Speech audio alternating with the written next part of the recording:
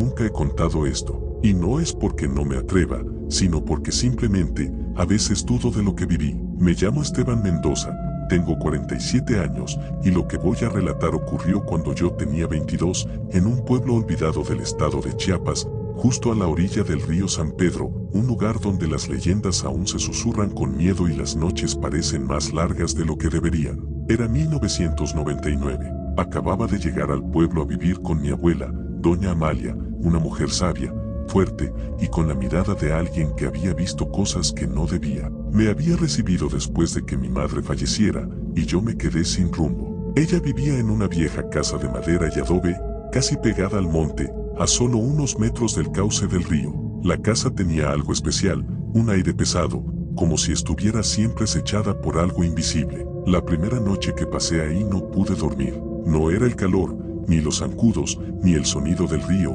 era otra cosa. Sentía como si alguien caminara alrededor de la casa, arrastrando los pies. Me levanté y miré por la ventana. Nada, solo oscuridad y la silueta de los árboles moviéndose con el viento. Pero lo escuché claro, un lamento, suave, pero cargado de dolor. ¡Ay, mis hijos! Un frío me recorrió la espalda. Era la voz de una mujer, triste, desgarradora. Cerré la ventana de golpe y me metí bajo las cobijas. Al día siguiente, le conté a mi abuela. Ella solo me miró con ojos tristes y dijo, no la mires, Esteban.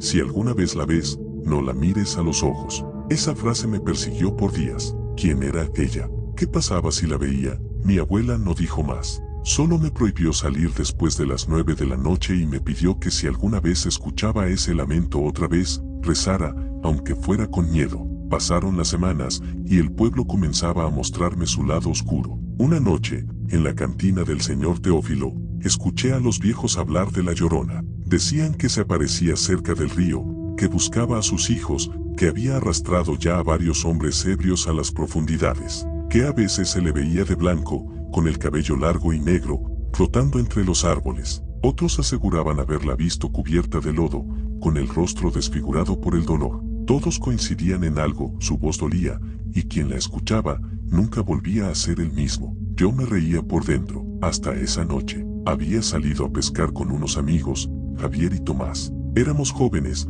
no le temíamos a los cuentos de viejos. Decidimos quedarnos hasta tarde, y mientras el río estaba tranquilo, abrimos unas cervezas y encendimos una fogata improvisada. La luna estaba alta y el viento traía el aroma húmedo de la selva. Reíamos, bromeábamos, hasta que el ambiente cambió de golpe. El aire se volvió frío, como si algo invisible pasara a nuestro lado. La fogata chisporroteó sin razón, y los peces dejaron de picar. Fue entonces cuando la escuchamos. ¡Ay, mis hijos!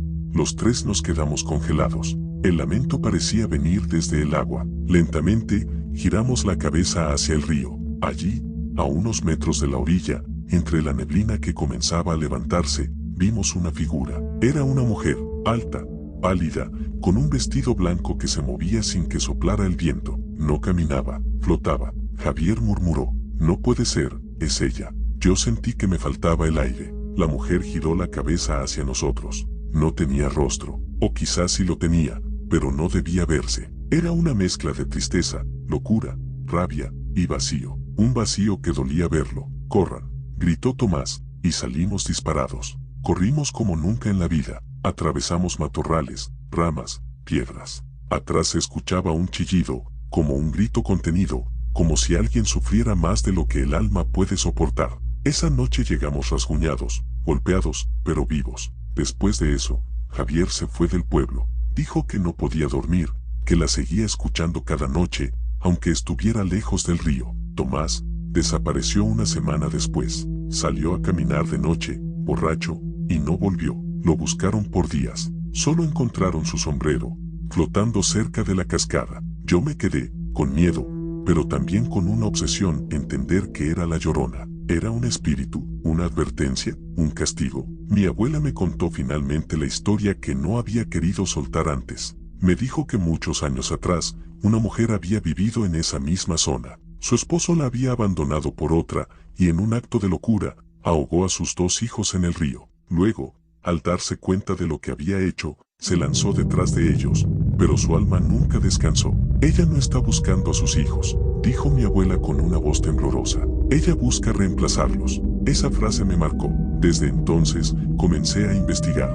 Hablé con curanderos, con ancianas, con sacerdotes. Todos tenían versiones distintas, pero una cosa era segura: la Llorona existe, y no es un mito. Es un alma rota, anclada a este mundo, buscando, siempre buscando.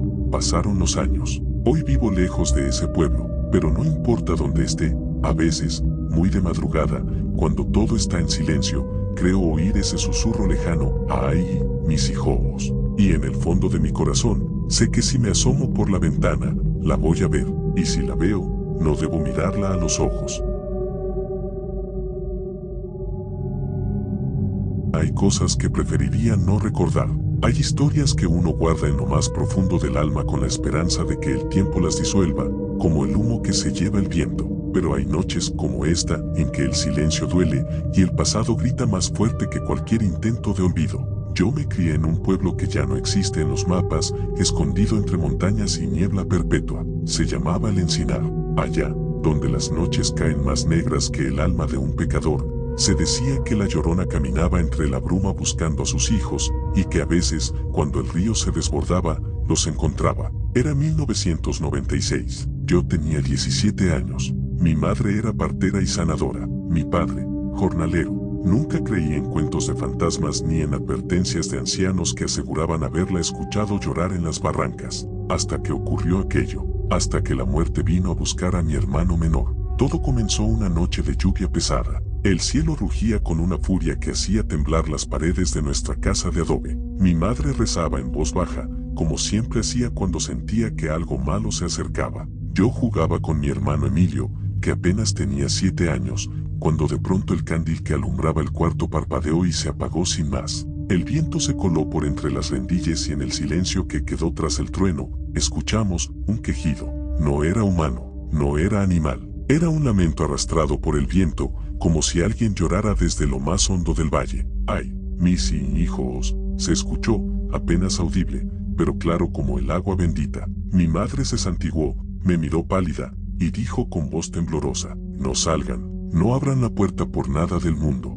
Pero la curiosidad pudo más. Emilio se escabulló mientras yo dormía. Lo último que escuché fue el chirrido de la puerta de madera, y luego, el llanto volvió, más cerca, desesperado, como si se arrastrara por los matorrales. Cuando desperté, Emilio ya no estaba. Salimos a buscarlo con linternas y antorchas. Mi padre reunió a los vecinos, todos armados con machetes, lámparas y oraciones. Lo buscamos toda la noche. Nada. Al amanecer, lo encontramos en la orilla del río, boca arriba, sin un rasguño, pero muerto. Su expresión era de puro terror, como si hubiera visto algo que su mente no pudo soportar. Los viejos del pueblo dijeron que la Llorona se lo había llevado, que no era el primero ni sería el último, y que si la escuchas llorar cerca, está lejos, pero si la escuchas lejos, es que ya te respira en la nuca. Pero eso fue solo el comienzo. Después de la muerte de Emilio, cosas extrañas comenzaron a suceder. Las paredes lloraban humedad, el viento susurraba nombres, y en las noches, las sombras se alargaban más de la cuenta. A veces, la puerta se abría sola, o el perro lloraba sin razón, mirando hacia el monte. Pero lo peor eran los sueños. Yo soñaba con Emilio. Soñaba que me hablaba desde la orilla del río, con los labios morados y las manos frías como el mármol. Me pedía ayuda. Me decía que ella no lo dejaba ir, que estaba atrapado, y que vendría por mí. Una noche me armé de valor y bajé al río solo, decidido a enfrentar lo que fuera. La bruma era tan espesa que apenas podía ver mis manos. Me arrodillé en la orilla, donde habíamos encontrado a Emilio, y recé. Pero lo que se me apareció no fue Dios, fue ella, vestida de blanco, flotando a unos pasos del agua, el rostro cubierto por un velo sucio. Su llanto era el mismo que había escuchado aquella primera noche, un sonido que parecía salir de todas partes a la vez. Me quedé paralizado, no podía moverme, y entonces levantó el rostro. No tenía ojos, no tenía nariz, solo una boca abierta de par en par, llena de oscuridad, de gritos, de un abismo que parecía tragarlo todo. Dio un paso hacia mí y el mundo se volvió hielo. Cuando desperté, estaba en mi cama. Mi madre me dijo que me encontraron desmayado junto al río, pero desde esa noche, nunca volví a ser el mismo. Veía cosas, escuchaba pasos donde no había nadie. A veces, Sentía que alguien me observaba desde la esquina del cuarto. Pasaron los años. El pueblo fue abandonado. Desapareció del mapa tras una serie de muertes inexplicables, casi todas relacionadas con niños. Yo fui uno de los últimos en irme, pero jamás olvidé, porque ella me sigue. Cambié de ciudad, de nombre, de vida, pero no importa. A veces, en las madrugadas, escucho su llanto de nuevo, lejano, como un eco, y sé que algún día, cuando menos lo espere, vendrá por mí, y tal vez, solo tal vez, cuando lo haga, me reúna con Emilio.